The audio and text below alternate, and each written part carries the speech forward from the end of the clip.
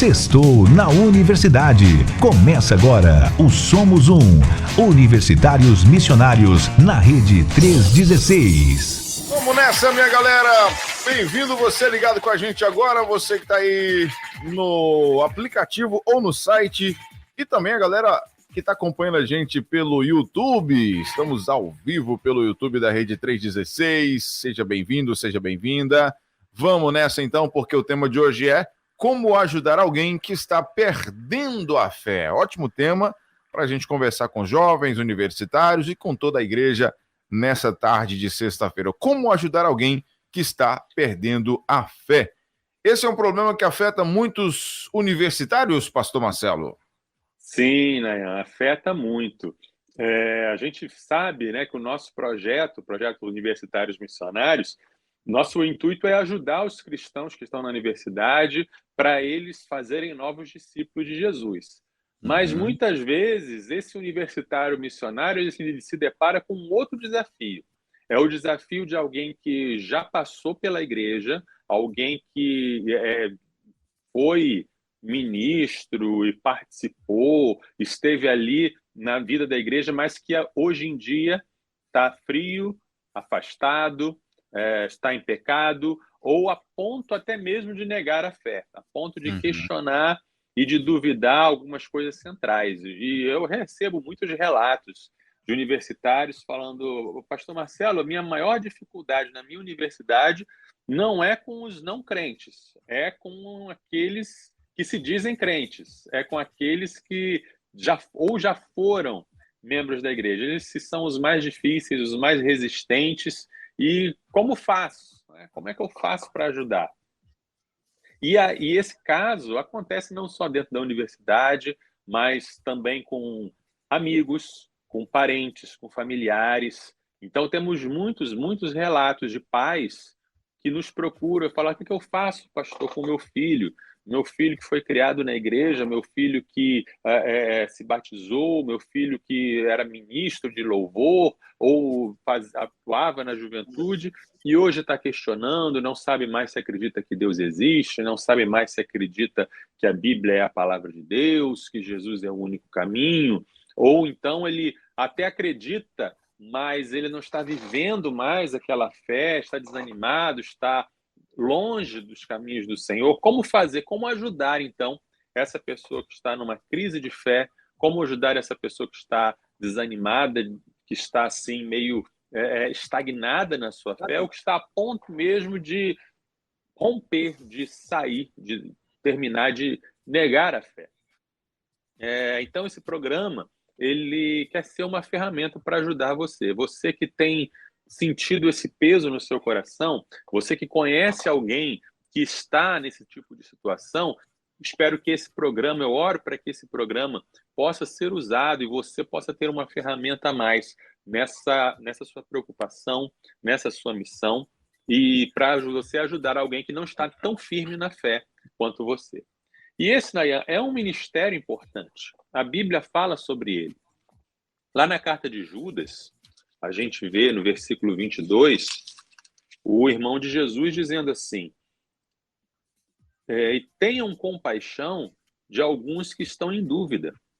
Salvem outros, arrebatando-os do fogo. Quanto a outros, sejam também compassivos, mas com temor, detestando até a roupa contaminada pela carne. Então, Judas está falando aqui: olha, tenha compaixão, tenha misericórdia daqueles que duvidam. Tenham compaixão. Às vezes a gente olha para aqueles que duvidam, para aqueles que estão em dúvidas, como uma ameaça. Às vezes a dúvida de alguém desperta alguma dúvida não muito resolvida em nós e a gente, para se defender, a gente já parte para o modo acusação. Você está sendo usado por Satanás, e você está sendo arrogante, e a gente até para se defender acaba atacando o outro. Mas Judas aqui fala: tenha compaixão de quem duvida, né? É possível salvá-los, é possível trazê-los de volta. Tenha também cuidado, né? Não faça também uma relativização do pecado. Não fique também... Judas fala: odeiem até a roupa contaminada pela carne, quer dizer, aquilo que leva ao pecado, aquilo que é marcado pelo pecado, você não deve nem chegar perto, mas ter compaixão daquele que duvida, ter compaixão daquele que está se afastando, a ponto de se afastar. Em Tiago, capítulo 5, 19 e 20, o outro irmão de Jesus nos diz: meus irmãos, se alguém entre vocês se desviar da verdade e alguém o converter, saibam que aquele que converte o pecador do seu caminho errado salvará da morte a alma dele e cobrirá uma multidão de pecados. Então, esse ministério de resgatar, de trazer de volta, de trazer para perto aqueles que estão se afastando, aqueles que se desviaram, é tão importante quanto o ministério de buscar aquele que nunca ouviu falar, de buscar aquele que nunca foi alcançado pela graça de Jesus. E para a gente poder ser útil nesse ministério, nessa busca, é preciso entender, é preciso ter um discernimento sobre o que é que está causando essa aparente perda de fé. O que é que está causando esse afastamento? O que é que está causando esse desvio da rota? Pode ser, e aí vai variar, a nossa resposta, o nosso tratamento, digamos assim, vai variar de acordo com o diagnóstico. Pode ser que o que esteja acontecendo seja um esfriamento, desânimo ou pecado. A pessoa ela não está com dúvidas intelectuais, mas a fé dela se esfriou. A fé dela já não é mais a mesma. E ela não tem o mesmo ânimo, não tem o mesmo entusiasmo. Ela vai vivendo uma rotina na sua vida com Deus e, aos poucos, ela vai se afastando daquele primeiro amor até chegar ao ponto, de repente, do pecado entrar e dominar a vida dela. Pode ser também, muitas pessoas se afastam por causa de mágoas com cristãos e com líderes. Algo aconteceu, uma mágoa, uma dificuldade, um escândalo que levou a pessoa, então, a se afastar. E também existem as crises teológicas, que é o caso aí da pessoa que começa a questionar, a não acreditar mais em certas verdades bíblicas, começa a questionar, começa a duvidar, e alguns até mesmo chegam a ponto de duvidar da existência de Deus, duvidar da palavra de Deus. Então, é preciso entender quais são esses diagnósticos. E ainda tem aqueles que a gente não vai tratar no programa de hoje, vamos tratar no programa da semana que vem, que é o caso da pessoa que está passando por alguma tragédia pessoal, algum problema pessoal, alguma falta de uma resposta de Deus em uma oração. Então, a pessoa se sente, então, magoada com Deus, frustrada com Deus, e isso a leva a se afastar da fé. Esse último ponto a gente vai tratar semana que vem, mas nesse programa de hoje vamos tratar dessas 3 primeiras situações. Fechado, então. Vamos lá, 3 horas e 16 minutos. A irmã Sebastiana Soares já chegou por aqui no YouTube. Também tem a irmã Maria da Glória Salvador, que é a irmã Glorinha, também que está acompanhando a gente. Obrigado pela companhia. A irmã Glorinha mandou mensagem aqui no Zap da rádio, já mandou mensagem também lá no chat do YouTube. Está acompanhando a nossa programação. A gente abraça também o irmão Jovenildo Soares, que está aí acompanhando a nossa programação também. Obrigado, Jovenildo. Colocou aqui, ele mora em Várzea da Palma, Minas Gerais. É da Igreja Apostólica de Jesus, mas ouve todos os dias aqui as orações, a programação da Rede 316 e agradece a Deus muito, porque ele estava precisando, de oração, e a rede tem ajudado muito a vida dele nesse sentido. Muito obrigado. Você, meu irmão Jovenildo, por estar com a gente. Um abraço para esse povo maravilhoso aí de Várzea da Palma, Minas Gerais. Aquele abraço bem especial mesmo. Temos aqui a irmã Maria também, que acabou de chegar, pastor Marcelo. Irmã Maria lá de Itaguaí, aí no estado do Rio de Janeiro. Mandou foto aqui pra gente, aprendendo a tocar violino, rapaz. Olha aí. Que bênção! Já é um exemplo para nós, viu, né? Já é um exemplo pra gente, uma inspiração pra gente. É isso aí, vamos entrar. Projeto 2024, Nayan e Marcelo. Na música, no instrumento. Vamos aprender a tocar alguma coisa. Olha, ela mandou um áudio pra gente. Vamos ouvir, irmã Maria. Tá bom, meu irmão. Vou me inspirar em você, hein? Vou me inspirar em você. Né? Ela mandou foto aqui, aprendendo a tocar violino. Vou ver se eu consigo aprender a tocar alguma coisa também nessa vida. Eu não Daqui consegui pra ouvir frente. o áudio da irmã, não, mas que bom. Não chegou para você o áudio, não, né? Não. Poxa vida. Mas Tudo bem. ela só falou, né, que ela tá aprendendo a tocar violino e que eu não posso desistir porque eu tô novo ainda Isso aí. e vai dar certo. Se tá dando certo Isso para ela, mesmo.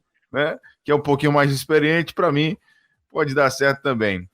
Isso mesmo. O pastor Francisco chegou aqui, ó. Boa tarde, pastor Nayan Queiroz. A segunda nos espera. Já era. Tá aqui desanimado com o Vasco dele, coitado. É, Coitado do pois pastor é. Francisco. Vascaíno é um povo muito sofrido, né? É um povo Esperançoso.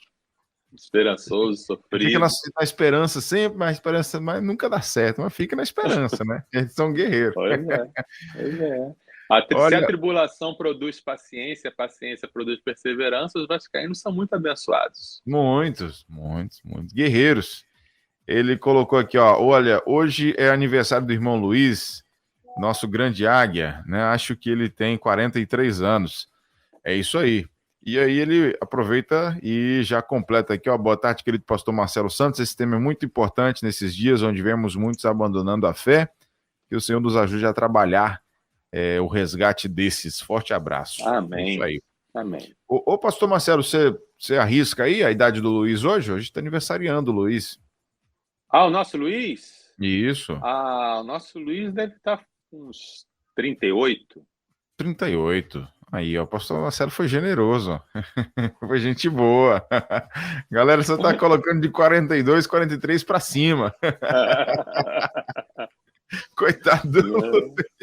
E a gente vai revelar a idade dele no final do programa hoje. Vamos revelar aí a esquete. Aí. Vamos revelar. O Avelino também está por aqui, lá de Nazaré da Mata, Pernambuco, da Congregação Batista Paraíso. Um abraço para você, Avelino. Colocou aqui, ó, ligado a todo vapor.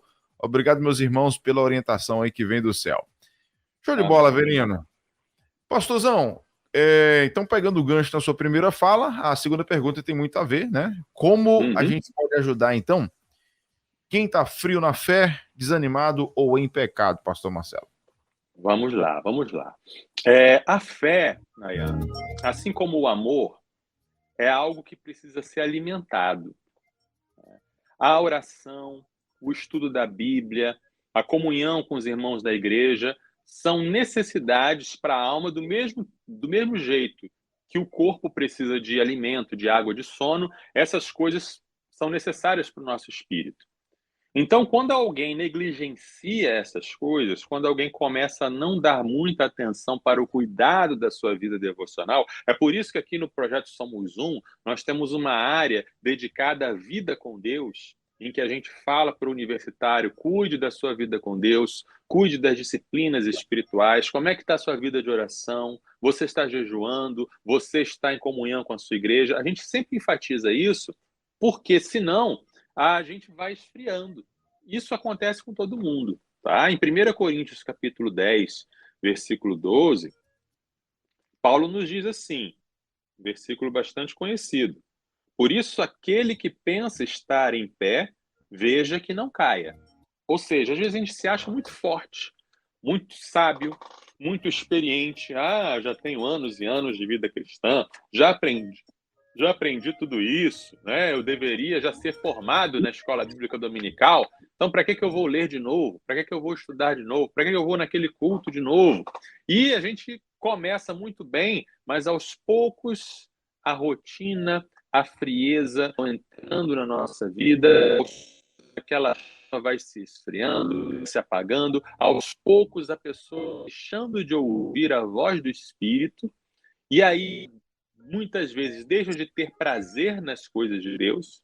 É um ciclo vicioso. Assim como quanto mais a gente ora, mais a gente sente vontade de orar, quanto menos a gente ora, menos a gente tem vontade de orar. Isso vale para a leitura da Bíblia, para a comunhão com a igreja, com tudo. E aí ela deixa de ter prazer nas leis de Deus.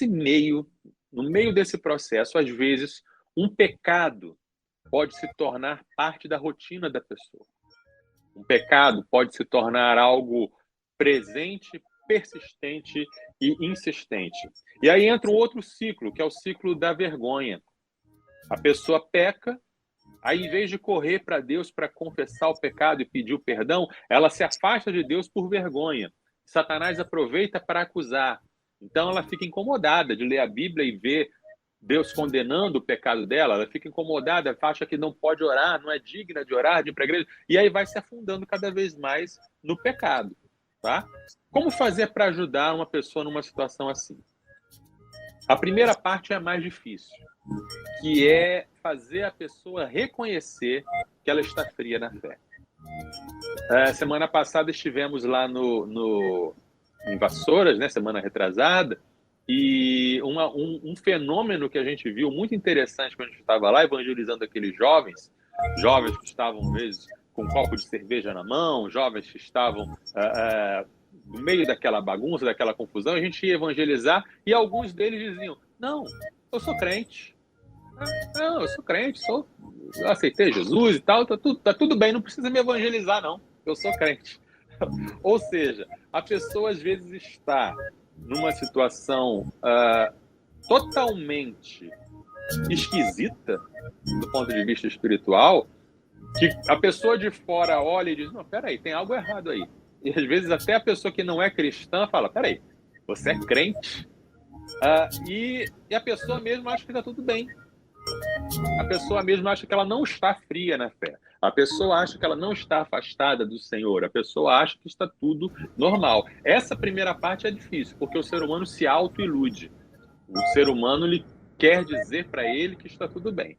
Então, você que está vendo essa situação com um amigo, com um parente, com um filho, com um colega da faculdade, com um membro da igreja, porque eu estou falando de gente que está perdendo a fé. Muitas vezes as pessoas estão dentro da igreja, frequentando os cultos. E a gente percebe que tem algo diferente, algo errado. É preciso ter muito amor, muita paciência e muita perseverança.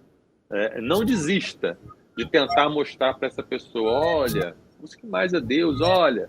Né? Só pare realmente se a pessoa disser: por favor, pare. Se a pessoa disser: não me incomode mais, não venha mais falar comigo sobre isso, aí você para. Mas caso contrário, insista, persista, né? Sinalize para ela: olha, eu vejo que você, né? O que você acha de a gente? Vamos orar juntos? Se ofereça para fazer uma caminhada de oração com a pessoa, se ofereça para fazer como é que se fala? Um plano devocional. Olha, tem esse plano aqui, tem esse aplicativo que tem essas leituras, vamos fazer juntos. Se todo dia você pergunta para a pessoa, se ofereça para levar a pessoa para a igreja, se ela não estiver indo mais à igreja, né? Importante frisar uma coisa: estar na igreja, ir para os cultos, não necessariamente faz a pessoa estar bem com Deus. A pessoa pode estar na igreja, porque depende dela abrir o coração para a ação de Deus. Mas o estar na igreja, o estar ouvindo a palavra é uma oportunidade para o Espírito Santo tocar, para o Espírito Santo fazer que haja um quebrantamento, que haja um arrependimento e que haja uma busca. Tá? Aí você pode perguntar, talvez o nosso ouvinte esteja perguntando: mas, pastor Marcelo, mas e quando a igreja em si está desanimada? Quando a igreja como um todo está fria, quando a igreja como um todo ela se reúne só por uma tradição religiosa e não há uma busca intensa por Deus, não há um mover de Deus, é apenas uma rotina, apenas uma casca vazia, o que fazer nesse caso? O que vai adiantar eu levar o meu amigo para a igreja se a igreja está tão ruim quanto o meu amigo? Bom, aí nesse caso, é orar para ver o despertamento da igreja. É orar para ver o avivamento, né? Junte aí 2, 3 irmãos que tenham essa consciência e falam: opa, vamos buscar um derramar de Deus sobre a nossa igreja. Vamos buscar que... porque não adianta ser igreja só no nome. Não adianta ser igreja e apenas manter as rotinas e as atividades, sendo que não há vida de Deus, a vida do evangelho ali. Então vamos orar, vamos buscar para Deus fazer uma obra, para Deus fazer um milagre, né? E aí, se ninguém na igreja estiver interessado em buscar o avivamento, se você é o único que está falando e a pessoa, não, está tudo normal. Se toda a igreja está como aquele jovem do intermédio, não, eu sou crente, está tudo bem. E você vê que não está tudo bem. Aí, meu irmão, te aconselho o seguinte: encontre uma igreja que queira. Encontre uma igreja que queira buscar a Deus. Sabe por quê? Às vezes, tem crentes que acham que Deus os chamou para ficar em um determinado lugar e ficam ali dedicando a sua vida, perdendo tempo. Deus nunca desiste de ninguém, porque o tempo para Deus é infinito. Certo? Ele, ao mesmo tempo que está ajudando a igreja A, a igreja B, a igreja C, a pessoa X, Y, Z, para Deus não tem problema de perder tempo. Deus nunca perde tempo. Mas você perde. A sua vida é uma só. A sua vida, os seus minutos e segundos e anos são contados.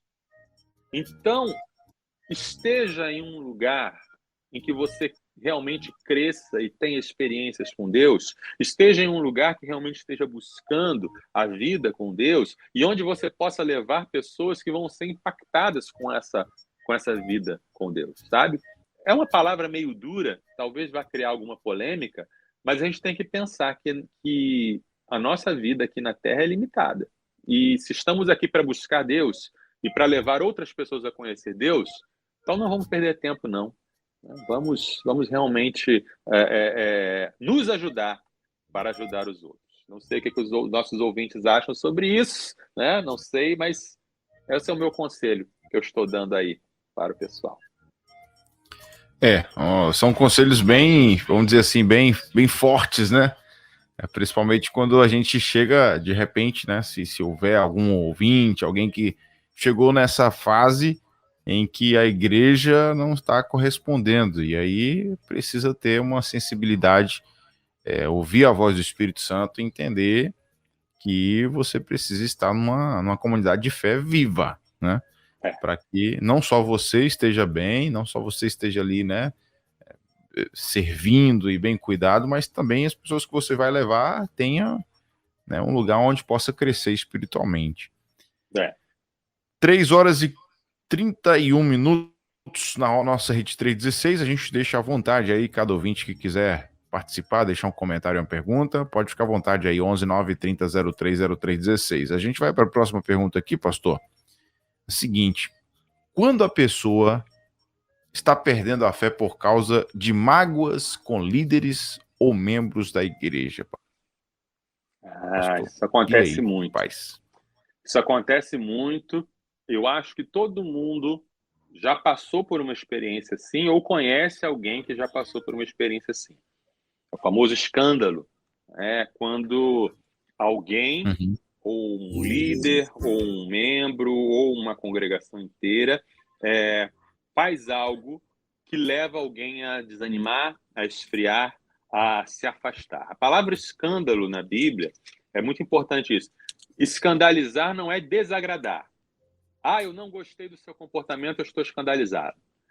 Eu não gosto disso, então eu estou escandalizado. Não, escandalizar é colocar uma pedra de tropeço, ou seja, uma atitude que eu cometo que faz com que você peque. Uma atitude que eu cometo que faz com que você se afaste de Deus. Isso é o escândalo. E aí Jesus fala sobre isso em Lucas 17, de 1 a 4. Jesus disse aos seus discípulos: é inevitável que existam pedras de tropeço, mas ai de quem é responsável por elas. Seria melhor para esse que uma pedra de moinho fosse pendurada ao seu pescoço e fosse atirado ao mar, do que fazer tropeçar um destes pequeninos. Tenham cuidado. Se o seu irmão pecar, repreenda-o. Se ele se arrepender, perdoe-lhe. Se pecar contra você 7 vezes num dia, e 7 vezes vier para lhe dizer, estou arrependido, perdoe-lhe. Olha como Jesus ele é sábio e ele dá todo o diagnóstico e todo o tratamento para essa situação. Primeiro, ele fala que esses escândalos, esses tropeços são inevitáveis. A gente gostaria que fosse diferente, Deus gostaria que fosse diferente, mas acontece. Sempre aconteceu e sempre vai acontecer. Na própria história do povo de Deus, tanto no Antigo quanto no Novo Testamento, Vemos casos de pessoas que dizem que seguem a Deus e que não andam segundo seus caminhos. Ou que andam nos caminhos de Deus, mas que às vezes pecam.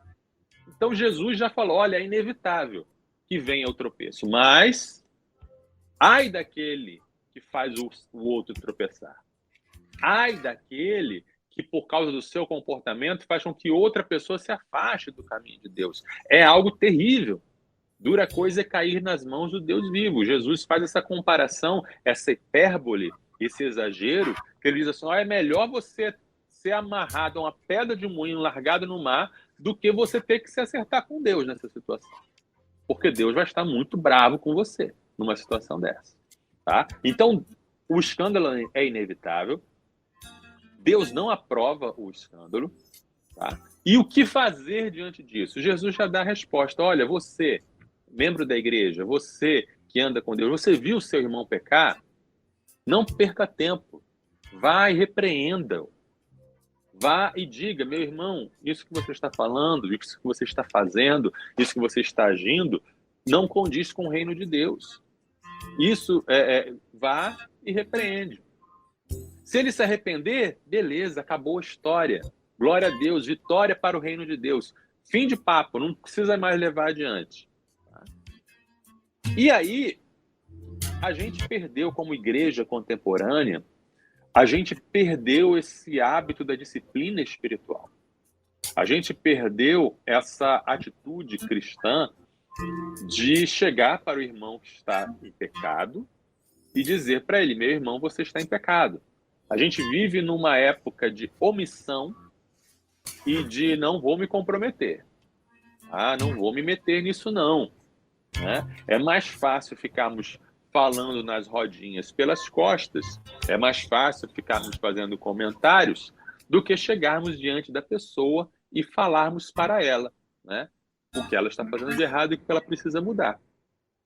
Mas essa atitude da igreja em repreender o mal com amor, com cuidado, mas sem omissão, isso é necessário para a saúde da igreja, isso é necessário para que esse pecado cometido por esse irmão não crie o escândalo, não crie o afastamento, não crie a revolta da pessoa com Deus. Tá? E aí tem que haver a disciplina. Se a pessoa não se arrepender, então a disciplina, levar ao um segundo irmão para confrontar diante de testemunhas. E no caso, se o pecado persistir, essa pessoa precisa ser excluída da igreja. É o que Jesus manda. Muitas vezes, muitas pessoas elas estão magoadas e afastaram-se dos caminhos de Deus, não só por causa de um pecado em si que alguém cometeu, mas pela omissão da igreja. Puxa vida, um irmão da igreja vendeu um carro para mim, o carro não prestava, ele sabia que o carro não prestava, eu tive maior prejuízo, falei com o pastor e o pastor não fez nada. Puxa vida, o irmão o outro lá fez isso, fui prejudicado por um irmão da igreja e a igreja não fez nada. Então a pessoa fica não só mais está magoada e ferida por causa de um pecado, mas por causa da omissão de todo o corpo da igreja. Veja como é complicado, né? Essa mentalidade, a gente tem uma mentalidade de abafa o caso. Essa mentalidade, não vamos falar sobre isso, não vamos falar sobre o problema, que o problema vai desaparecer. Não desaparece, não. Essa coisa de, se mexer nisso aí vai ficar pior, se mexer vai virar um escândalo. Não, o escândalo já está acontecendo.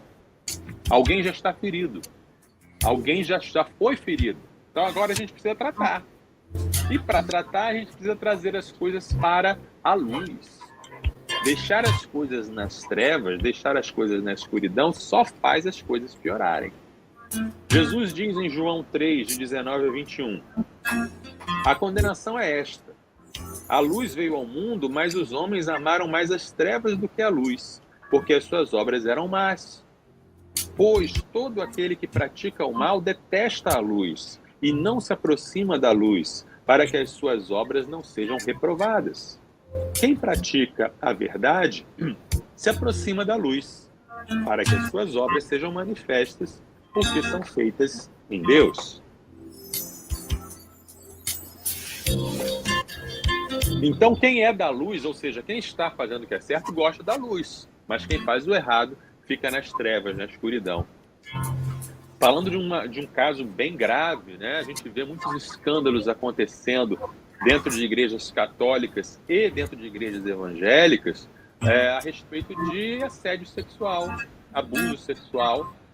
E aí a vítima, ela é vitimizada 2 vezes, pelo agressor, pelo criminoso que fez isso, e pelo fato da igreja abafar o caso, né? Haver apenas uma transferência de paróquia para paróquia, de igreja para igreja, e não se fala mais nisso, e etc. Então a pessoa é duplamente ferida pelo pecado de uma pessoa e pela omissão de toda a congregação.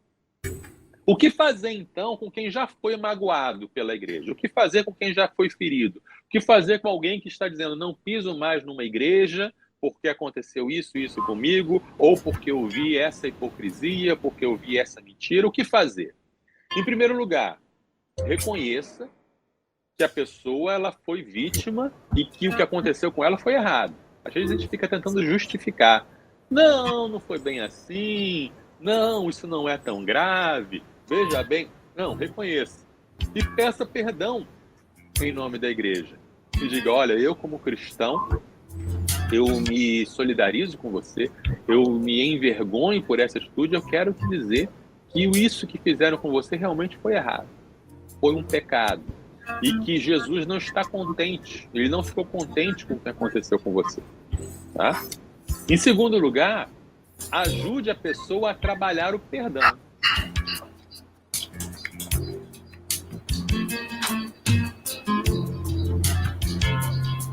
Às vezes a mágoa do que aconteceu com ela faz com que ela fique presa naquele sabe? E Jesus quer ajudar a pessoa a liberar o perdão.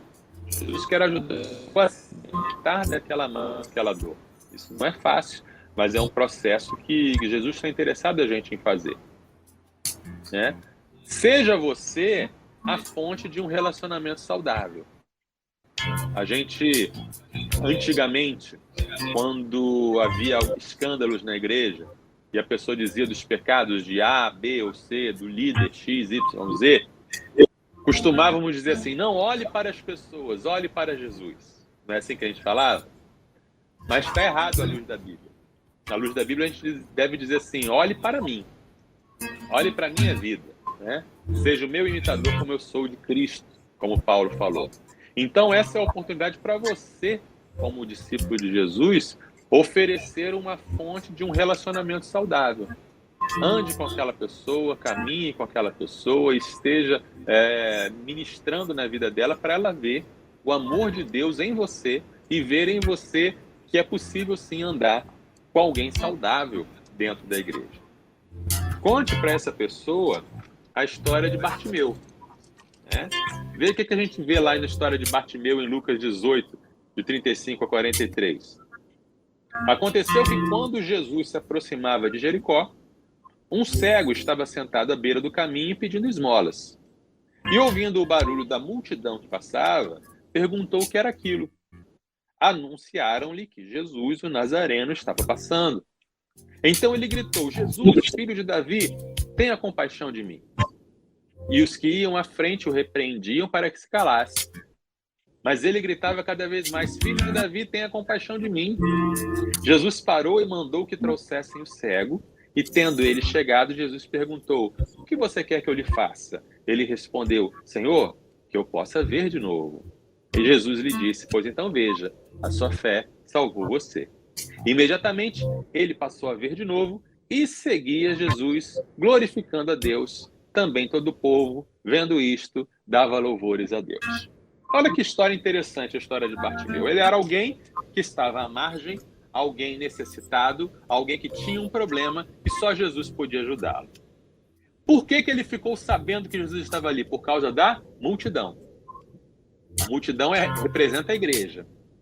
A multidão é aquele grupo de pessoas que seguem Jesus. Aquele grupo de pessoas que vai atrás de Jesus. Aquele grupo de pessoas que está perto de Jesus. Por causa do barulho da multidão, Bartimeu ficou sabendo que Jesus estava lá. E ele fez a atitude certa. Ele clamou por Jesus. E aí o que aconteceu? A multidão o repreendeu. A multidão, que representa a igreja, a multidão, os seguidores de Jesus, a multidão que deveria servir para aproximar Bartimeu de Jesus, disse: sai para lá, não chega perto não incomode o mestre. Isso acontece? Acontece. Infelizmente acontece. Infelizmente, aqueles que estão próximos de Jesus dificultam as pessoas de chegar até Jesus. Lamentável, triste. Mas o que Bartimeu fez? Ele não se intimidou pela multidão. Ele sabia que Jesus era o que ele precisava. Ele clamou por Jesus. Jesus o ouviu, Jesus o curou. E aí o que aconteceu com Bartimeu? Bartimeu se juntou à multidão. Bartimeu passou a fazer parte daquela multidão que seguia Jesus. Não tem jeito. A multidão atrapalha? Atrapalha. Mas é a multidão que nos anuncia que Jesus está ali. E para estar junto de Jesus, eu tenho que estar junto dessa multidão, porque essa multidão está seguindo Jesus.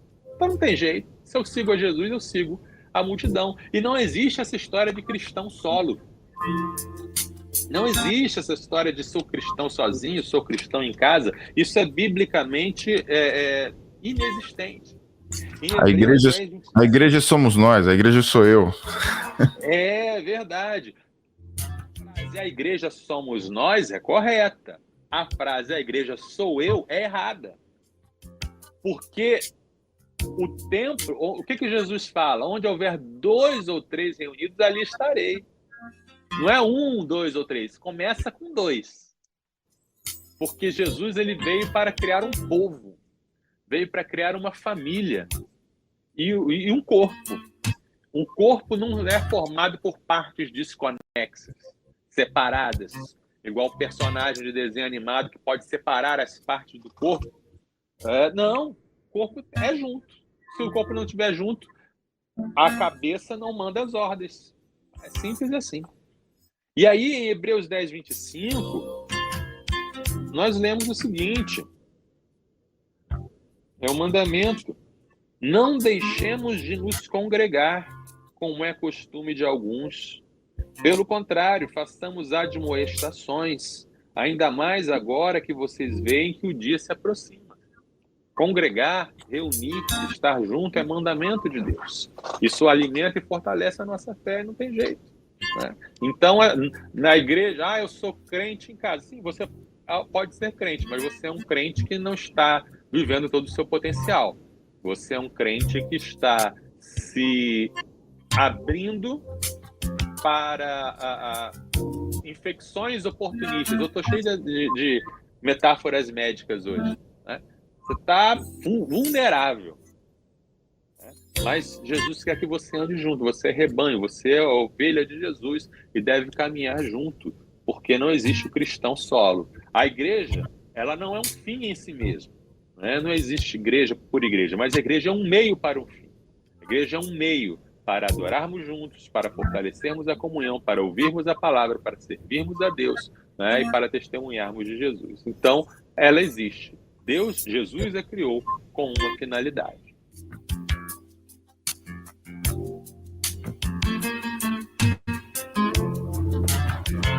E aí? Agora 3h47 aqui na nossa 3, que travou aqui a tela, achei que tinha dado uma instabilidade aqui. Uhum. Vamos lá.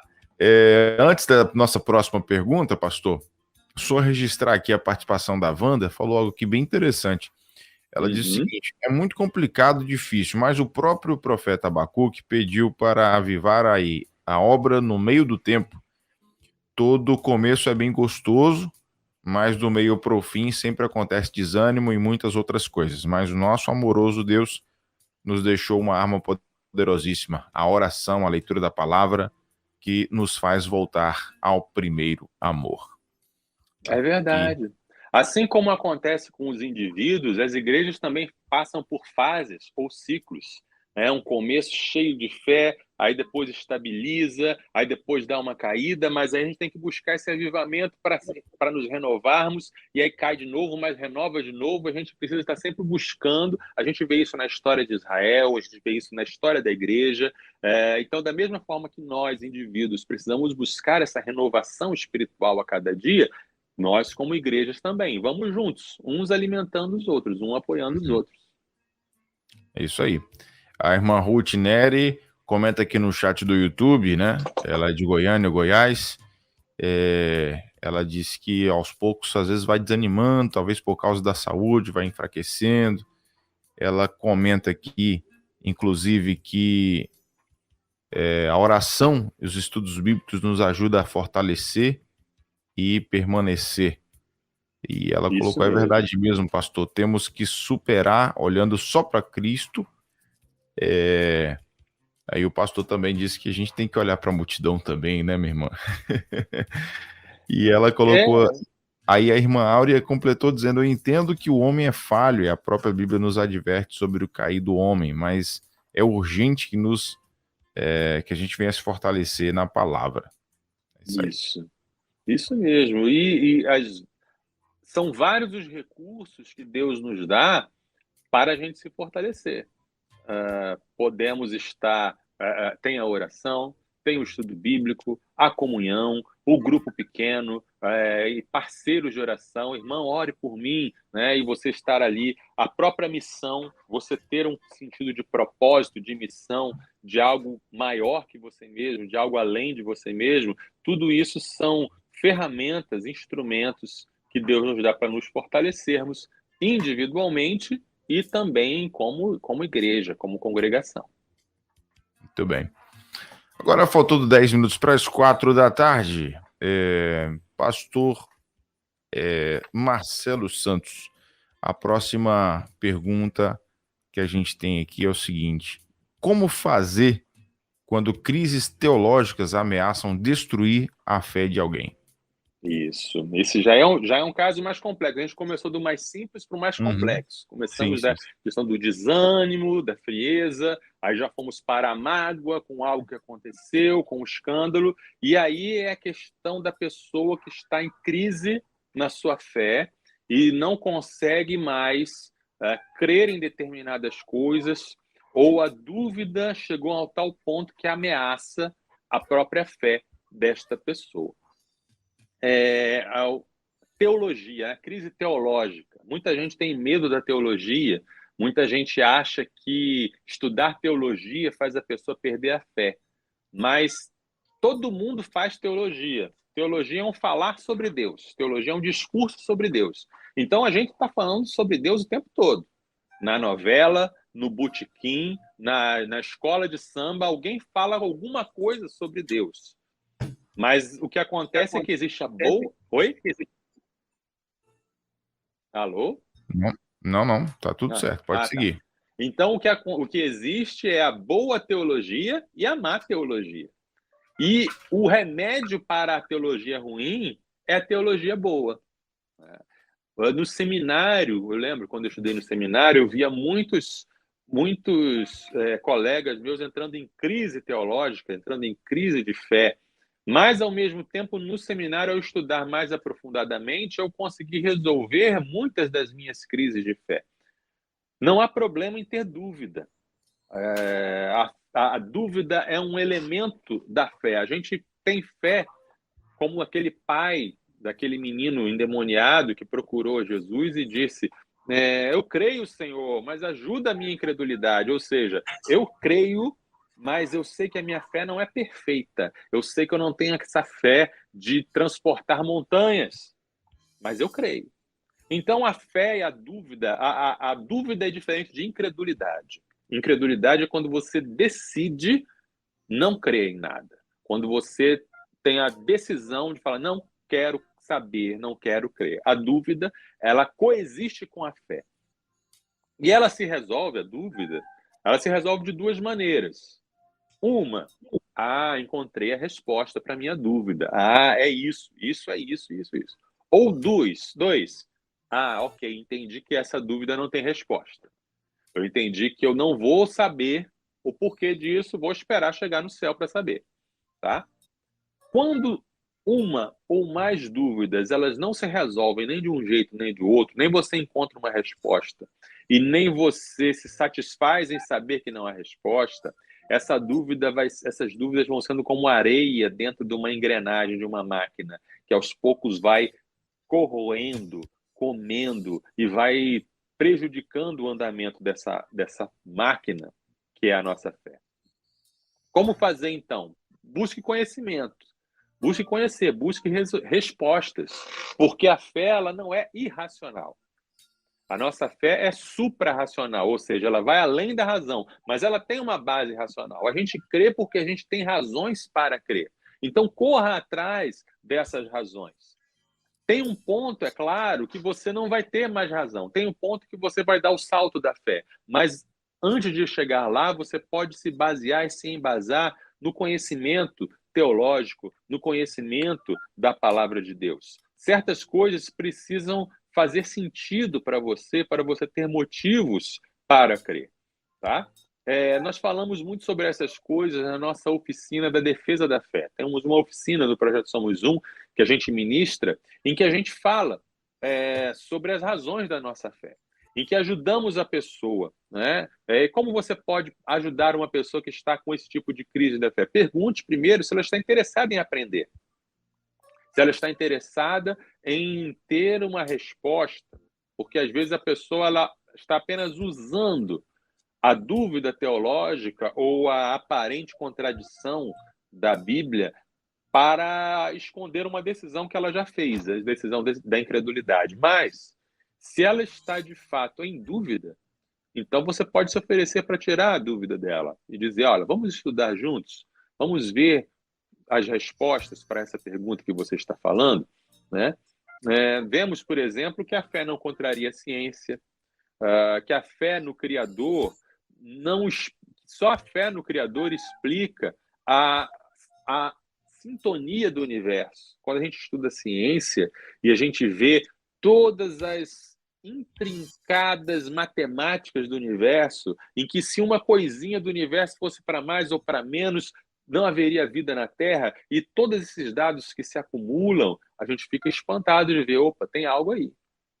Quando a gente vê, por exemplo, o sentimento de certo e errado tem, e que só a fé num Deus criador e pessoal explica isso. Quando a gente vê, por exemplo, as evidências arqueológicas que mostram que a Bíblia tinha razão, muitas coisas que os críticos da Bíblia diziam, isso aqui é conto de fadas, isso aqui é lenda, nunca existiu. Aí a arqueologia vai lá e descobre o palácio, descobre a inscrição, descobre a evidência de que aquilo de fato aconteceu. Quando a gente olha para Jesus e tudo que ele disse, tudo que ele fez, e a gente é levado a entender essa pessoa é maravilhosa demais para não ser real. Essa pessoa aqui, ninguém poderia ter inventado esse tipo de pessoa. E quando a gente olha para as evidências da ressurreição, já falamos aqui no nosso programa, as evidências históricas da ressurreição de Jesus que mostram que Deus realmente nos visitou, que Deus realmente agiu nesse homem, Jesus de Nazaré, o levantou da morte e demonstrou que ele é o Messias, o Rei, o Salvador. Tudo isso fortalece a nossa fé. Então, ajude o seu amigo, ajude o seu colega, pesquisando com ele, estudando com eles. Tem muita literatura, muita bibliografia, muita coisa que você pode se aprofundar e você pode ajudá-lo. Participe da nossa oficina Defesa da Fé, se você ainda não conhece, e você pode ajudar essa pessoa a tirar essas dúvidas e realmente fortalecer a sua fé, porque a verdadeira teologia leva à verdadeira adoração. Se não está levando à verdadeira adoração, não é uma boa teologia, né? Então, esses são os conselhos aí que eu dou para quem quer ajudar alguém que está em dúvidas com a sua fé. Estude, conheça e leve essa pessoa ao conhecimento da verdade. Topzera. 2 minutos faltando para as 4 da tarde. A gente segue aqui com o tema Como ajudar alguém que está perdendo a fé. Você que acabou de chegar, né? Então, tem aqui o final da nossa conversa, mas não se preocupe que vai estar disponível para você no YouTube, para você assistir tranquilamente, e também nas plataformas de podcasts, ainda no site da Rede 316, tá bom? Mas pega esse final que vai ser bênção pura. Antes de fazer a última pergunta aqui, só registrar a participação da Wanda Rosa, que mora lá em Pão de Açúcar, Alagoas. Coloca aqui, ó, gosto muito de ouvir essa rádio, tem me ensinado, me ajudado muito, que vocês sejam sempre esse canal e instrumentos nas mãos de Deus para a glória do Senhor. Temos que orar muito uns pelos outros, né? E isso nos ajuda muito. A oração do justo pode muito em seus efeitos. Isso aí, Isso. irmã Wanda. Nayan, Obrigado. a sua Sim. câmera caiu. As pessoas não estão conseguindo te ver. Mandaram um recadinho aqui. Caiu. Tô tentando restabelecer. A galera do YouTube só tá vendo o pastor Marcelo. Pois é. Para não ter um excesso de beleza, para as pessoas não ficarem estonteadas só bom com que a minha face. dá um destaque aí, aí, professor. Não, dá um destaque para ti. Você é mais bonito que eu, entendeu? Então tá tudo certo. Mas é porque teve um probleminha técnico aqui mesmo, pessoal. Mas a gente já tá tentando restabelecer. A irmã Leuda mandou aqui um áudio pra gente. Deixa eu ver o que ela tá falando. Pronto. 48. Né? O senhor tá fazendo 48. Senhor Luiz. É mesmo? Olha só. Segundo a irmã Leuda, né? A gente vai revelar a idade daqui a pouquinho, né? Essa é a opinião da irmã Leuda. O senhor Luiz está fazendo 48, né? Segundo ela. Coitado do Luiz. Tá sofrendo lá agora. 4 horas em ponto aqui na 316. É isso aí, pessoal. Daqui a pouco a gente vai falar a idade do Luiz. Se você quiser dar um palpite, pode mandar aqui pra gente, tá? Só não pode fazer aposta, que crente não faz aposta, tá? Mania de bolão e bet por aí. Não, misericórdia. Só um palpitezinho mesmo pra gente brincar. A Nalva da Igreja Batista Lagoinhas chegou por aqui também, lá na Bahia. Um abraço para você, Nalva. Deus te abençoe, viu? 4 horas e 1 minuto. Pastorzão, fala pra gente que cuidados práticos nós devemos tomar, nós devemos ter, na verdade, né, ao ajudar alguém com uma crise de fé. Isso. Primeiro cuidado prático é cuidar de você mesmo, cuidar da sua própria fé. Gálatas 6:1, ele fala sobre isso. O apóstolo Paulo diz assim: irmãos, se alguém for surpreendido em alguma falta, vocês que são espirituais, restaurem essa pessoa com espírito de brandura. E que cada um tenha cuidado para que não seja também tentado.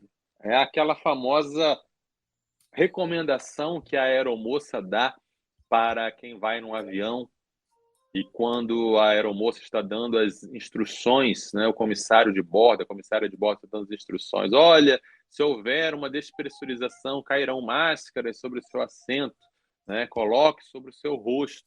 Se você estiver cuidando de um idoso, de uma criança, coloque a máscara primeiro em você, para depois você cuidar do idoso e da criança. É um conselho muito sábio, porque se você não estiver respirando bem, você pode desmaiar e você não vai poder colocar no idoso ou na criança que você está cuidando. Então, cuidado consigo mesmo, cuidado com a própria fé, né? Deve ser uma prioridade enquanto você está cuidando de outro. Você deve ter muita precaução e muito cuidado e muito alimento espiritual. Não ajude sozinho. Às vezes você precisa ter outras pessoas junto com você para ajudar alguém que está caindo, para ajudar alguém que está se desviando, né? Outra dica: respeite a pessoa. Tem hora para falar, tem hora para não falar. Pais e mães, às vezes, são muito ansiosos e às vezes, no amor, acabam metendo os pés pelas mãos, acabam não tendo uma atitude sábia em termos de insistência ou até mesmo de repreensão e de ira, né? Tem a hora para tá irado, sim, tem a hora para dar o castigo, sim, mas tem a hora também da sabedoria, da diplomacia, da estratégia, né? Nunca duvide de que Deus pode restaurar essa pessoa, nunca duvide disso. Esteja sempre crendo, esteja sempre confiante, né? Lembre que é o amor de Deus que conduz ao arrependimento. Romanos, capítulo 2, versículo 4, é um versículo muito lindo, em que Paulo diz assim: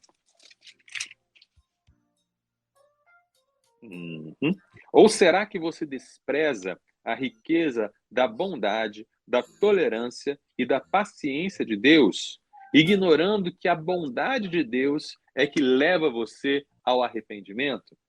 Às vezes nós achamos que é só a ira de Deus, ou o medo de Deus, ou a santidade de Deus que leva alguém a se arrepender, mas a bondade de Deus e o amor de Deus também servem para levar a pessoa ao arrependimento, ao quebrantamento, né? Então, esse é um meio importante, demonstrar o amor, cuidado e a bondade de Deus. E Uma outra dica que serve tanto para nós mesmos quanto para os outros é o envolvimento na missão.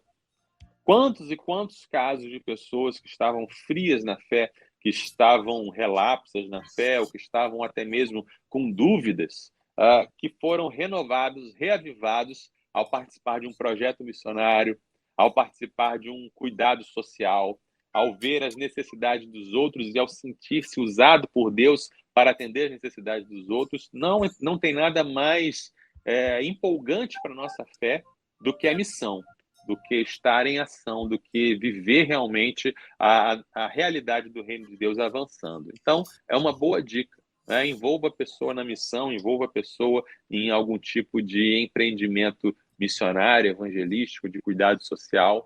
Isso realmente é uma grande ferramenta de Deus para a vida da pessoa.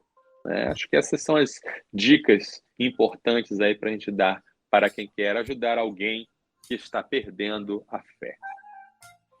Fechado, show de bola. 4 horas e 5 minutos aqui na nossa rede 316, 4 e 5. Então a gente vai fechando esse papo de hoje com o pastor Marcelo, como ajudar alguém que está perdendo a fé. Como eu já disse, você chegou no finalzinho, fica tranquilo que daqui a pouquinho vai estar disponível para você nas plataformas de podcasts, no site da 316, no YouTube também para você poder assistir de novo, tá bom? Fica tranquilo aí. Pastorzão, quer concluir? Tem mais algum recadinho? Inclusive, nunca mais a gente fez aquela palavra do Somos Um. Precisamos chamar a galera para conhecer um pouco mais do Somos Um, né, pastorzão? Isso. Somos Um, Universitários Missionários, é o projeto da Junta de Missões Nacionais que busca despertar e capacitar os universitários cristãos para cumprir a missão de multiplicar discípulos dentro da universidade. Atuamos na área da defesa da fé, da cosmovisão cristã, da vida com Deus e da evangelização discipuladora. Você pode nos contactar através da Rede 316 ou através da Junta de Missões Nacionais para realizarmos atividades, congressos, oficinas na sua igreja de capacitação, e também temos nossos materiais disponíveis nos sites, nas redes, materiais na livraria Missões Nacionais que você pode adquirir para engajar, envolver a sua igreja na missão nas universidades. Estamos aqui para servir você que quer fazer a diferença nas universidades. Fechado. Show de bola. 4 horas e 7 minutos. Obrigadão mais uma vez, pastor. Já temos o tema da semana que vem, não? Sim, o tema da próxima semana é Frustrados com Deus. Agora é diferente. Não é apenas o que fazer para você ajudar alguém que está perdendo a fé, mas como fazer quando você está frustrado com Deus, quando você está passando a experiência de estar decepcionado, se sentindo decepcionado em relação a Deus. Vamos tratar desse assunto. Vai ser top, vai ser forte. Bom, um abraço, pastorzão. Bom final de semana para você. Obrigado mais uma vez. Deus te abençoe muito, tá bom? Deus abençoe. Fim de semana para todos. Abençoadíssimo. E até a próxima, se Deus quiser. Até. Sextou na Universidade. Universitários Missionários na Rede 316.